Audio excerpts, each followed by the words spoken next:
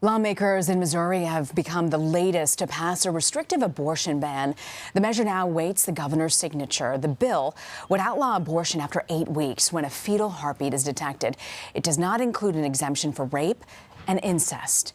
4 other Republican-controlled states have passed similar bills this year. Tom Hansen reports on the latest efforts to challenge Roe v. Wade.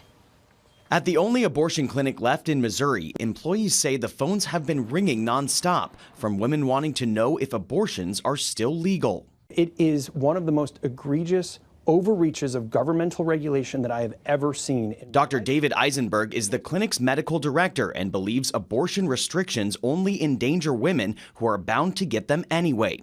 The new Missouri law would ban abortions at 8 weeks of pregnancy, even in cases of rape or incest. The only exception, medical emergencies.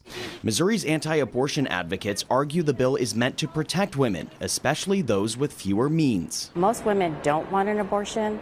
And the number one reason that they feel they have no choice is because they don't have the finances. The bill increases tax credits for donations to pregnancy resource centers, clinics that discourage women from having abortions and provide emotional and material support.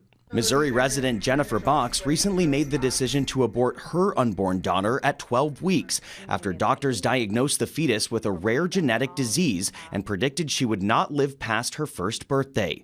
Box would not have been able to have the abortion under the new law. They keep repeating a line that they're there to protect and speak for the unborn, and that makes me just viscerally angry because I am Libby's mother and I speak for my unborn daughter. Missouri's governor is expected to sign the bill.